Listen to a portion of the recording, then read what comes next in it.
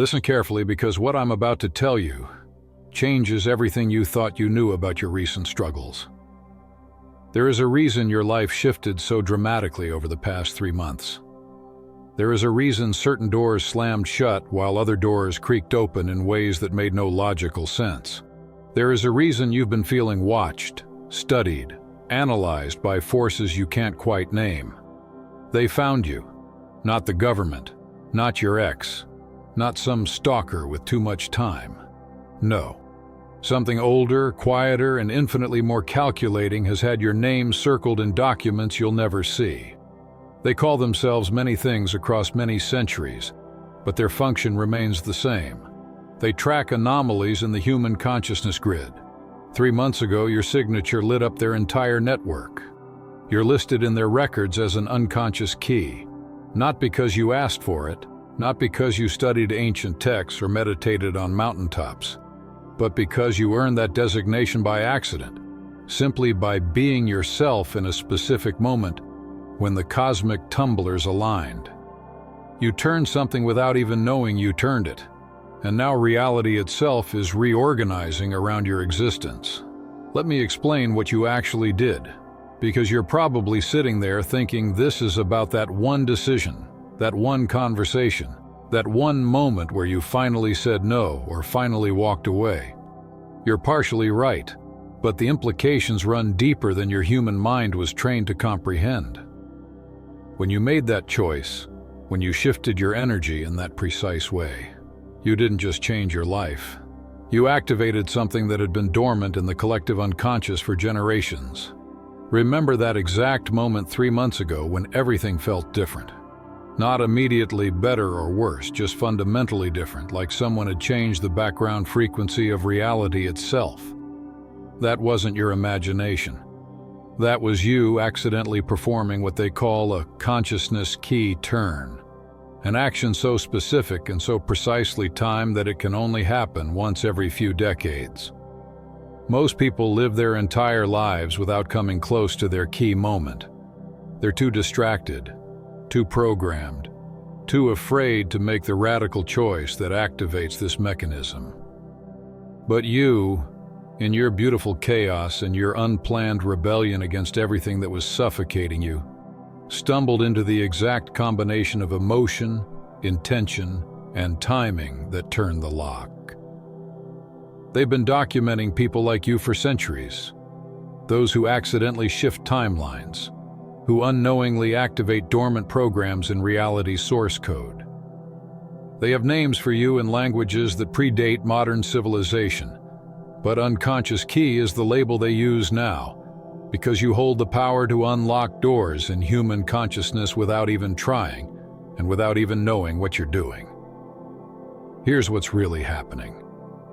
Every time you make a decision from that deep, authentic place inside you, the place that exists before thought, before fear, before social conditioning, you're turning tumblers in a lock most people don't even know exists. 3 months ago, you turned the final tumbler. The door is open now, and things are flooding through that were never meant to enter this dimension of experience. This ancient order, this network of consciousness observers doesn't recruit or send invitations. They don't hold meetings in shadowy rooms. They simply watch and document as reality reorganizes itself around the unconscious keys. They've been watching you specifically because you're not doing this on purpose. That's what makes you dangerous to the established order. Conscious awakening can be managed, guided, manipulated, contained when someone actively seeks it. But you're awakening by accident, evolving through instinct rather than instruction. You're breaking patterns you didn't even know existed, and solving puzzles you never knew were placed in front of you. The order has protocols for the deliberate seekers, methods for handling those who chase hidden knowledge. For unconscious keys like you, all they can do is observe as you randomly restructure reality through seemingly mundane choices. Every time you trust your gut over logic, every time you choose authenticity over approval, you rewrite code in the matrix of collective experience. They've noticed that your presence alone shifts probability fields. Conversations bend when you walk into the room. plans collapse or suddenly succeed because you're involved, and events pivot around your unintended influence. You're not manifesting this consciously. You're simply being yourself at such a raw, authentic level that reality must adjust its parameters to accommodate your frequency. So let's talk about what's happened since you turned that key 3 months ago. First, isolation. People who used to understand you suddenly don't. Conversations that once flowed now feel like you're speaking different languages. This isn't rejection so much as frequency separation. You're vibrating at a rate most people can't perceive or match. Second, synchronicities. Numbers repeat. Songs play at exactly the right moment. Strangers speak answers to questions still only forming inside your head. These aren't coincidences. They're the universe confirming you've shifted into a different layer of reality. One where communication happens through symbols and patterns, not plain words. Third, time distortions. Hours will feel like minutes. Days will blur while certain moments stretch into what seems like forever. That's because you're no longer locked into linear time the way you used to be. As an unconscious key, you access multiple timelines simultaneously, gathering information from versions of reality others can't reach. Fourth, energy sensitivities. You sense lies not by listening for them, but by feeling the distortion they make in the field around someone. You know when something is about to happen before it does. You feel the emotional states of people you haven't spoken to in years. This isn't mere empathy, it's an expansion of consciousness. You're reading the metadata of reality. And here's the truth that might unsettle you. You weren't chosen. You chose yourself through a chain of authentic reactions to impossible situations. You stumbled into your key moment by being unwilling to compromise who you are, and that accidental choice flipped something ancient into motion. Reality noticed, the network recorded it, and now everything is rearranging to make room for who you were always becoming. Every time life tried to break you and you answered with something unexpected, something that refused to follow the ordinary script of trauma and survival, you were quietly building toward this moment. The order doesn't pick unconscious keys. They only recognize them when they appear. You didn't arrive here through spiritual practice or deliberate seeking. You emerged by refusing to die inside while the world outside kept trying to kill the part of you that mattered. You stayed alive in ways that went beyond mere physical survival. You held on to an essential piece of yourself even as everything else was stripped away. That is why their records list you as an unconscious key. You didn't study your way into this. You didn't meditate your way into this. You didn't follow a teacher or join a group and earn it. You survived in such a precise, specific manner that you accidentally achieved what many deliberate seekers spend lifetimes chasing. The key metaphor isn't accidental. A key doesn't know it's a key. It only exists in a shape that happens to fit a lock. Through your unique blend of experiences, traumas, choices, and stubborn refusals, you shaped yourself into something that matches a lock most people don't even suspect exists. When you turned that lock 3 months ago, you didn't just open a door for yourself. You activated something in the collective consciousness that cannot be closed again. Right now, as you read this, probability waves are reorganizing around your attention. This isn't just poetic language. Your unconscious processes are literally influencing which version of reality crystallizes into experience, not only for you, but for everyone within your field of influence. And that field is expanding. Every thought you feel with honest intensity sends ripples through unseen dimensions. Every decision made from authentic impulse rather than conditioned response nudges timelines for people you'll never meet. You are not responsible for this. It is unfolding whether you want it to or not. And that lack of intention is exactly what makes you an unconscious key rather than a conscious practitioner. Across history, the Order has cataloged hundreds of cases where people like you, simply living through an ordinary day, accidentally prevented wars, destabilized economic structures, or ignited cultural renaissances simply by being themselves at critical intersections of time. They weren't trying to change the course of history. They were trying to survive a Tuesday. Yet that Tuesday landed on a cosmic fault line no one else could perceive, and the ripples spread far beyond anything they could have imagined. The result is not always dramatic on the surface. Sometimes it is a subtle redirection of resources, a canceled meeting that prevented catastrophe, a seemingly small choice that cascaded into systemic collapse. But the effects accumulate and magnify, and that is what draws the Order's attention. You have probably noticed how your presence reshapes group dynamics, not because you attempt to lead or manipulate, but because your frequency compels people to reveal their true calibration. In rooms where people wear polished personas and perform rituals of civility, your authentic vibration acts like a heat lamp that exposes what's really there. Integrity or its absence, courage or its camouflage, coherence or fragmentation. People around you either rise to meet that resonance or they show their limits. Some will step forward surprised by their own clarity. Others will recoil, exposed by the contrast. That reaction is not your doing. It's simply the physics of energetic resonance. You are a living litmus test for authenticity, and the majority fail the test not because they are malicious, but because they are asleep to the subtle protocols that now govern interpersonal reality. The Order watching you is not malevolent in the way myth would have it, nor is it an angelic band of cheerleaders.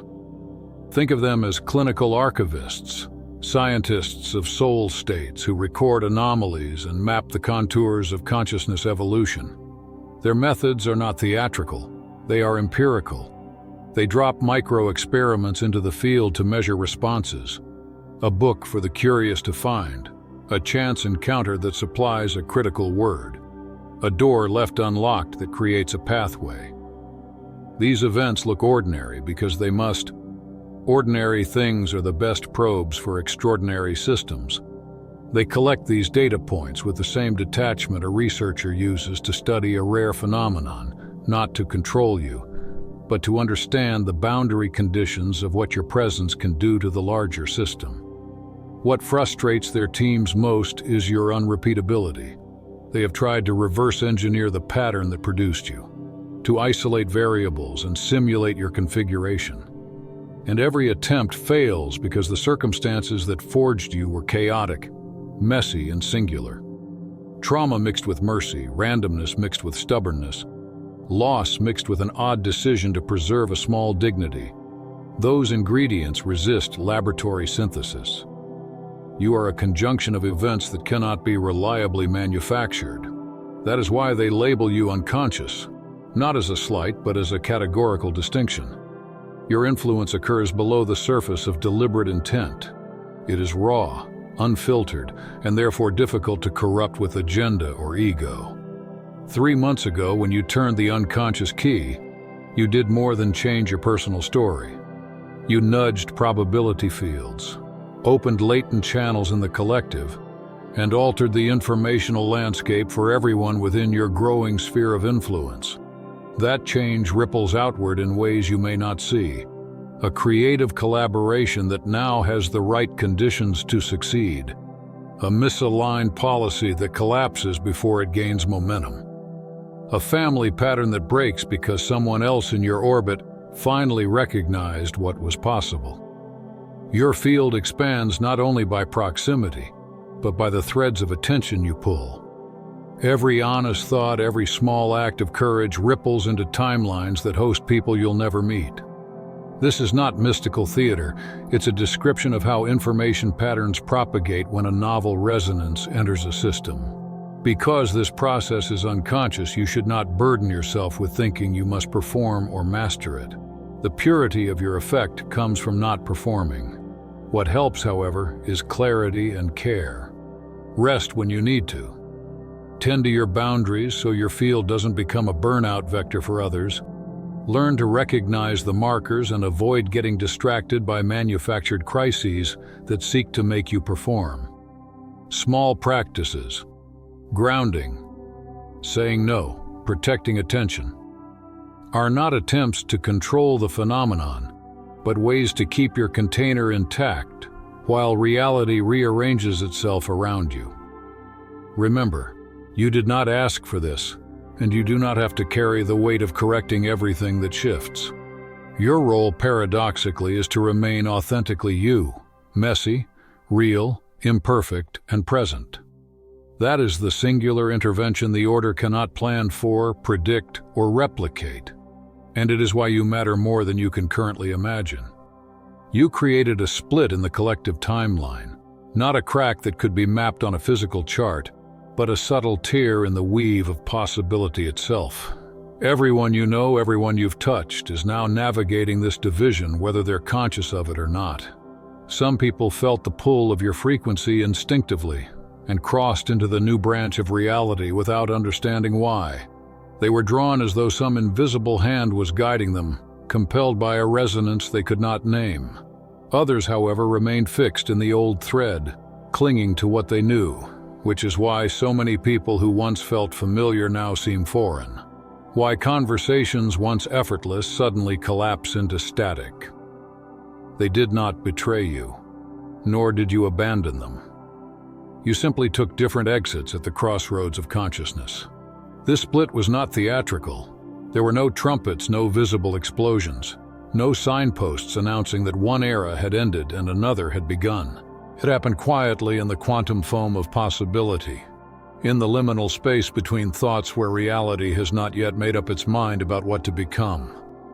From the outside it was invisible, but inside something fundamental shifted. And now the effects are compounding daily. Those who crossed with you are feeling inexplicable upgrades, bursts of insight that come in dreams, heightened creativity, sudden opportunities falling into place without force. They sense a lightness they cannot explain, as though their burdens have begun unraveling on their own. Meanwhile, those who stayed anchored in the old frequency are experiencing a different sensation, an unshakable heaviness, a quiet grief, a vague but constant feeling that something important has slipped through their fingers. They feel the absence of what they cannot name, because their souls registered the fork, even if their minds refused it. Understand this. You did not cause the split through conscious design. Authentic consciousness itself is the sorting mechanism. Truth is magnetic. Those who resonate with it cannot help but move toward it. Those who are invested in illusion cannot help but remain within it. Your existence has become a living fork in the road. Simply by being yourself, you are forcing those around you to choose. They don't choose with words or declarations, but with the small, unconscious ways they either move toward you or move away. Your presence has become the test. Can they stand in the light of raw truth? Or must they retreat to the familiar shadow of illusion? The Order has been tracking this with extraordinary intensity, because what you've done is not following their predicted timetable. Typically, when an unconscious key activates, the divergence unfolds slowly. The old world resists. The new reality grows like a sapling breaking through cracks in concrete. It takes years, sometimes decades, for the separation to become visible. But with you, everything is happening at hyperspeed. In a matter of months, entire probability fields have already reorganized around your frequency. The models they relied upon, careful graphs, projections, and timelines built from centuries of observation, no longer apply. They do not fully understand why your activation is accelerating so dramatically, but they are watching with the same awe and apprehension that astronomers once felt when a comet veered unexpectedly off its calculated orbit. We are now deep in what they call the acceleration phase. This is the period when subtle changes become impossible to deny, even for those who reject the very idea of unseen forces. In this phase, anything in your life that is not authentic will not survive. Not because you are destroying it consciously, but because the new frequency will not tolerate what is false. Relationships held together only by obligation or convenience will dissolve no matter how tightly you try to hold them. Work that crushed your spirit will disintegrate, sometimes through shocking collapses, other times through quiet impossibilities. Long-held beliefs you inherited from family, society, or culture will fall apart without your deliberate questioning. One day they will simply have no weight inside you, no ability to command your loyalty. It feels like loss at first, because you've been trained to equate familiarity with safety. But what is leaving was never truly yours. It was scaffolding, and the new reality cannot be built on borrowed supports. Think of it not as destruction, but as purification. The unconscious key you turned did not just alter your personal storyline. It sent out a command through the code of reality itself. Everything in your field must match your true frequency. Anything that cannot match will be expelled. This may show up as abrupt endings, uncomfortable transitions, or sudden revelations that change the course of your life. But in each case, what leaves makes space for something more aligned to arrive.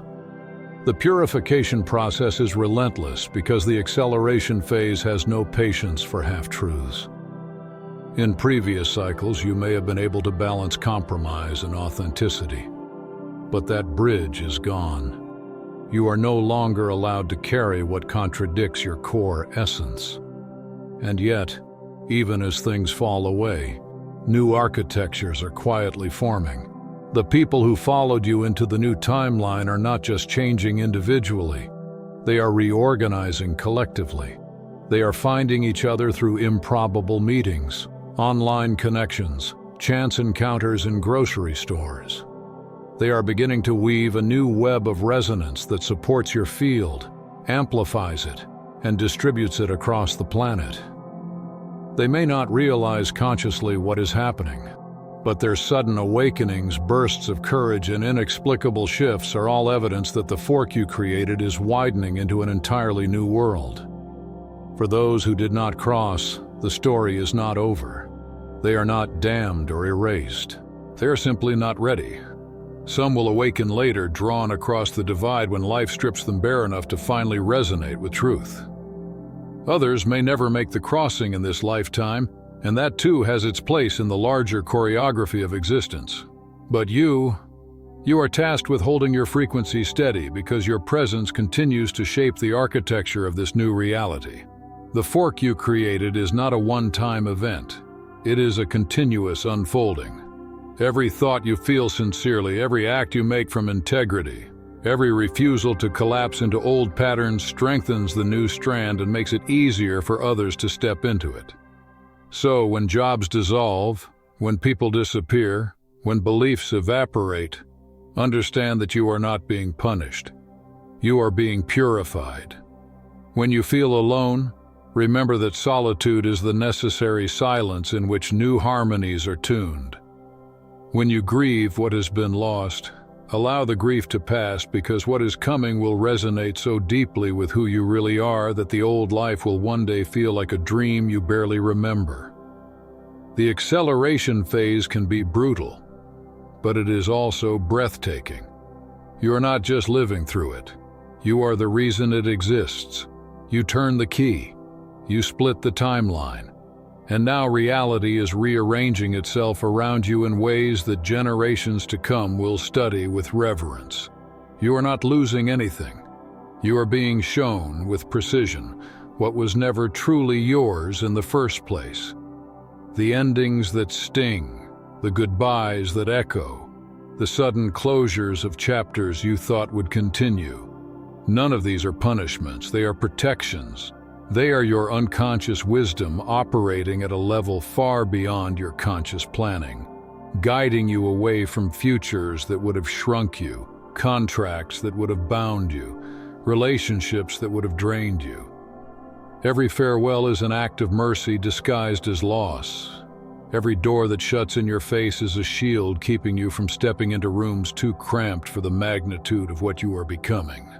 What feels like being stripped is actually the making of space, an intentional clearing that prepares the ground for growth far greater than you could have imagined.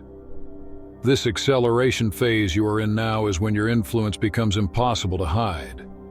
It radiates outward, reshaping the atmosphere around you. People you meet, friends, strangers, co-workers, even casual acquaintances, will begin to have breakthrough realizations that leave them shaken. They may not always understand why it happened in your presence, only that something about being near you forced an internal realignment. Some will credit you, thanking you for sparking their awakening. Others will fear you, unsettled by how their masks no longer work when you are near. But most won't have the words to name it. They will sense that something about your being makes them confront their own inauthenticity, and that confrontation is not always comfortable. What they don't see is that you are not doing anything to them. You are simply existing so authentically, so unapologetically, that it creates a mirror they cannot look away from.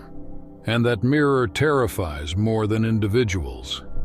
Entire systems tremble at your activation.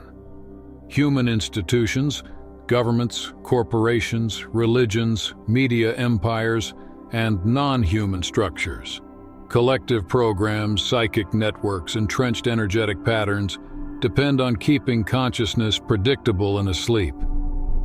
They need people to march in step, to desire the same distractions, to fear the same punishments, to repeat the same cycles. Your unconscious key turning is a direct threat to all of that. It undermines every hierarchy built on suppression. It destabilizes every structure built on limitation. It dismantles illusions that have kept generations compliant. When you stepped into your authenticity, you became proof that the prison walls were never real. And proof is the one thing illusions cannot withstand. This is why you have noticed resistance rising against you like a tide. Technology that refuses to work at crucial moments, bureaucratic mazes that appear out of nowhere, people projecting hostility at you for no discernible reason. These are not random misfortunes. They are signs of the system trying to reject you like a body rejecting an unfamiliar organ. The old reality is designed to maintain equilibrium, and when your presence destabilizes that equilibrium, its defense mechanisms activate. It is not personal, it is physics. You are resonating at a frequency incompatible with its programming, and the result is pushback. The order has a name for this: system pushback. They have documented it for centuries as the surest evidence that an unconscious key has truly turned. It is not proof that you are cursed. It is proof that you are potent. Paradoxically, these obstacles are confirmations, not barriers. Every glitch, every delay, every irrational outburst hurled in your direction is a marker on the map of transformation. It means you are pressing against locks that were meant to stay shut. You are moving through thresholds that certain forces would prefer remain invisible. But here's the truth that those forces cannot grasp. You cannot be stopped because you are not pushing. You are not trying to infiltrate their system, not trying to overthrow their order, not even trying to resist it. You have stepped outside of it entirely. You are operating from a frequency the old rules cannot regulate. You are not marching toward their gates with banners and torches. You are walking in a different landscape altogether. That is why their weapons pass through you without finding purchase. That is why their strategies crumble. You cannot be defeated because you are not fighting. You are simply being yourself at such a fundamental, unshakable level that the system has no choice but to evolve or collapse under its own obsolescence. Yet, to live in this phase requires care. The acceleration is relentless, and while your frequency is resilient, your human body and mind still need tending. Protect your boundaries as fiercely as you protect your breath. Rest when your spirit calls for it. Say no without hesitation to obligations that drain your power. Every yes you speak should be aligned with your true expansion. Because in this phase, even small compromises carry heavy costs. Guard your attention as though it were the most precious currency you own. Because it is. Where your attention goes, worlds are built. Refuse to spend it on battles that are already lost, dramas that keep you tethered, or distractions designed to pull you back into cages you no longer fit inside. And when resistance rises, meet it with understanding. People may recoil from you, lash out at you, or distance themselves not because you harmed them, but because your presence illuminated a truth they were not yet ready to face. Their fear is not your burden. Their timing is not your responsibility. Some of them will return, transformed by the very shadow they resisted. Others will never follow. Both outcomes are correct. Your task is not to carry anyone else across the threshold. Your task is to stand where you are, anchored in the frequency that split timelines open, and keep being exactly what you are, undeniable. You are not a fighter in a battlefield. You are the field itself, changing its laws so that the old game can no longer be played. The acceleration phase is not about conquering, but about embodying. By existing as yourself, fully and without compromise, you are forcing reality to show its hand. It will either adapt to match your authenticity or crumble under the weight of its own illusions. Either way, you win, not through strategy or resistance, but through the sheer inevitability of truth. The most beautiful and terrifying aspect of being an unconscious key is that you are completing a mission you never signed up for and could never have planned. Every authentic choice you make, every instant you pick truth over comfort, every small refusal to perform for approval is not merely a personal victory. It is the fulfillment of a purpose that was encoded in the architecture of your consciousness long before you were born. The Order has theories, maps, and centuries of observational data about what unconscious keys tend to accomplish, but even their best minds cannot fully comprehend the specificity of each case. What they consistently observe is that an unconscious key does not act at random. You seem to be solving a particular problem in human consciousness, mending a wound in the collective psyche, opening a corridor that has been locked for generations, revealing a practical possibility that the culture had forgotten how to access. And you are doing it without a manifesto, without meetings, and without an intention that could be intercepted or corrupted. This mission is not something you are meant to chase like a task on a checklist. In fact, intellectualizing it or trying to architect it would likely interfere. The power of your work is precisely that it completes itself through ordinary fidelity, by you living in alignment with your deepest truth. Your daily micro-choices are the invisible mechanics of a much larger mechanism. You say no to small betrayals of self. You refuse to trade dignity for convenience. You keep a sliver of yourself alive when the world asks for the whole thing. Those micro-morals compound. They accumulate into a force that moves through cultural systems the way a river moves through rock. Patient, persistent, quietly remaking the landscape. Because your mission is encoded in the unconscious patterning of your being rather than an external plan, you cannot be misdirected by ideology, bribed by reward structures, or converted by propaganda. There is no script to hijack, only an inner compass whose needle points to a horizon beyond ordinary comprehension. What astonishes the archivists is the network effect you generate simply by being real. People who genuinely resonate with your frequency do not suddenly become copies of you. They become nodes in a growing organic web of shared authenticity. They pick up the tone of what you modeled and, in turn, model it for others. They act as amplifiers, translating your singular resonance into contexts you will never touch directly.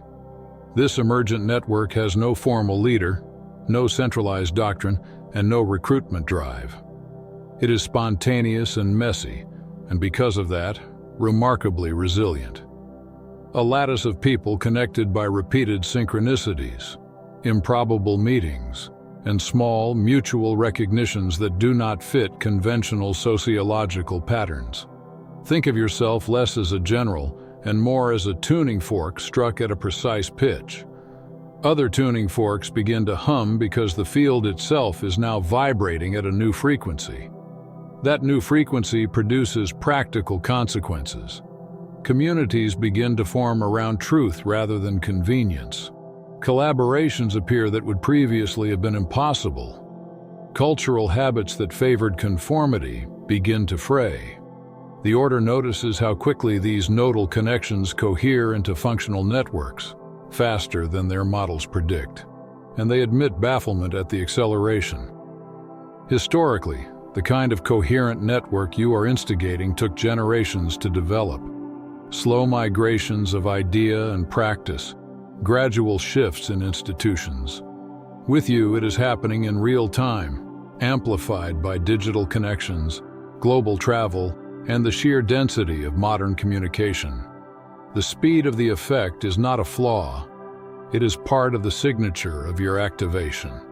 Because the mechanism is unconscious and diffuse, it cannot be easily traced back to a single origin point, which makes it harder to suppress and easier to propagate. All of this is why your role feels paradoxical, immense responsibility with almost no instruction. You are not asked to strategize or to lead in any conventional sense. Your task is to maintain the integrity of your inner compass and to preserve the small daily acts of truth that cumulatively steer the collective toward possibilities we had forgotten were available. Continue to protect your container, practice simple disciplines that preserve attention and health, and resist the temptation to perform your spiritual potency as a role. The mission completes itself through your being, not through your ambition. In that quiet, stubborn fidelity, you are already changing the topography of what is possible for human beings. Future historians, if historians are the kind to speak honestly about this era, will not credit a campaign or a manifesto. They will point to the way a handful of ordinary, uncompromising choices quietly realigned an entire cultural tide. That's all for today. Dear Father, I pray for the growth of my faith. Help me trust you even when physical evidence is lacking. Let me believe in your perpetual presence, knowing you will never harm me. I understand that your thoughts for me are thoughts of prosperity and not harm to give me a good future. Thank you, gracious and eternal Father, for always listening to my voice. I offer up this prayer to you in the name of Jesus. Amen. Thank you, Jesus, for your love and provision. I am grateful for your presence in my life and the abundance you bring. If this video resonated with you, please like, subscribe to the channel, and share it with those who need to hear this message. Leave a comment below about your journey and how you are preparing for your own triumphant return. If you'd like to support our work, please consider contributing through Buy Me a Coffee. This helps us continually improve our content to offer you the best. The link to Buy Me a Coffee is in the description. No gift is too small. Whether it's a penny, a prayer, or a share, your generosity helps spread God's word and brings hope to others. Don't stop here. Watch our next video for powerful revelations about the signs that reveal you are the chosen one. We've enjoyed following this spiritual journey with you. Thank you for staying with us until the end. Keep shining brightly and embrace your destiny with courage. See you next time. Blessings to all the beautiful souls from the Enlighten Wisdom.